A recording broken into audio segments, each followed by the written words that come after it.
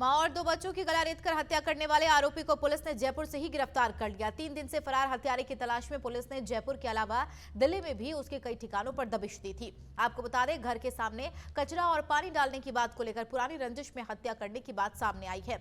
हत्यारा महिला के पति और देवर को मारना चाहता था, लेकिन वारदात के दिन वे दोनों ही मौजूद नहीं थे।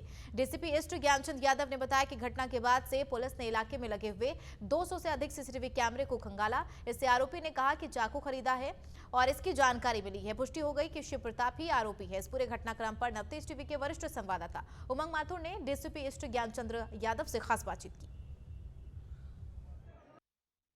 मालवीय नगर तिरह हत्याकांड में डीसीपी ईस्ट ज्ञानचंद यादव साहब ने एक बड़ा खुलासा कराया। हमारे साथ ये पूरी टीम मौजूद है, जो टीम ने 12 घंटे से भी कम समय में इस हत्याकांड का खुलासा कर दिया है। ज्ञानचंद जी हमारे साथ में मौजूद हैं। सर, जानना चाहेंगे क्या कुछ मोटिव रहे इस हत्याकांड? मोटिव इनिशियल तो पारिवारिक के आपस में कलह और झगड़ा था, और जो सामने परिवार है, पड़ोसी हैं, उनमें छोटी मोटी बातों को लेकर इनके आपस में झगड़ा था, इस ये कारण रहा। कितना पुराना ये रंजिश मान रहे थे? ये तो जैसा कि प्रथम दृष्टया पूछताछ में आया कि डे टू डे जो एक्टिविटी है उन्हीं के आधार पे उसका छोटी छोटी बातों को लेकर आपस में परिवार में झगड़ा होता था, और उस झगड़े के कारण से जो गाली गलौज करना है उसी के आधार। अभी सर ने बताया था कि इसका मोटिव था उसको, महिला को, पति को और एक और उसके बड़े भाई को मारने का। ये था कि इसके महिला को मारना और महिला के पति को, उसके छोटे भाई को मारना, इसका वो था, और उसी से वो बदला लेना चाह रहा था।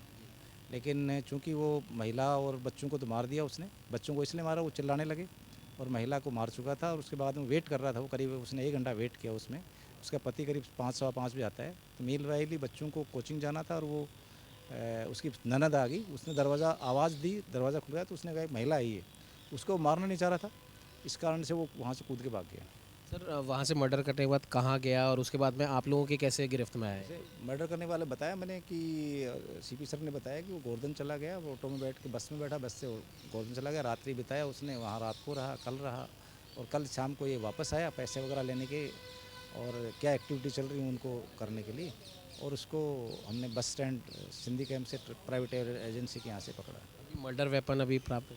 अभी जो घटना स्थल पे एक पिस्टल मिला था, और जो बाकी अलाए कत्ल हैं वो हम इसे पूछताछ में जानकारी करेंगे, सब प्रयास करेंगे।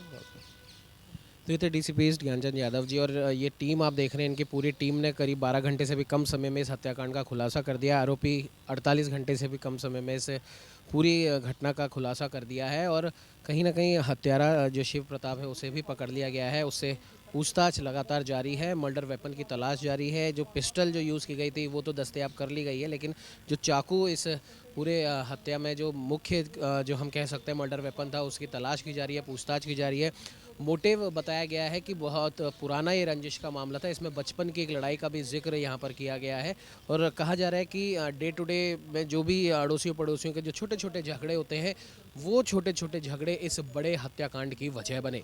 और सबसे बड़ी बात है कि हत्यारे का मोटिव था, जिस महिला की हत्या की है उस महिला के अलावा उसके पति और उसके बड़े भाई को मारना उसका मोटिव था। मर्डर करने के करीब 1 घंटे तक वो वहीं पर रुका रहा, लेकिन उसकी ननंद ने जब दरवाज़ा खटखटाया, चूँकि उसकी हत्या उसे नहीं करनी थी, तो उसको धक्का देकर वो वहाँ से भाग निकला। यहाँ से सीधे गोवर्धन जी गया, और फिर वहाँ से उसे पता पड़ता है कि शायद उसके परिवार को डिटेन किया गया है। तो परिवार की रखवाली के लिए, या फिर यूँ कह सकते हैं कि परिवार को देखने भालने के लिए वो एक बार वापस आया। पैसों की भी कहीं ना कहीं इसमें ज़रूरत की बात आ रही है।